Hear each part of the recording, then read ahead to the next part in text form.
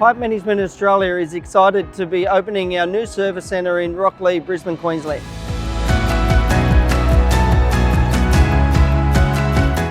This new Brisbane Service Centre is centrally located and houses the latest in fleet and technology to help us deliver our services where our clients need them most. The new depot is located 20 minutes from the heart of Brisbane.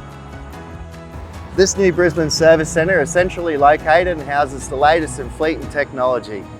Our Brisbane Service Centre will also be supported by our Gold Coast Service Centre to the south and Caboolture to the north.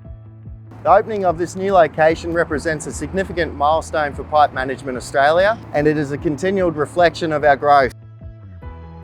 It's also home to our team of highly skilled operators who are dedicated to providing a service here in Brisbane. It's exciting because we're right in the heart of Brisbane. We can get assets, we can get resources, we can get equipment to and from this depot to where the problem is in a heartbeat.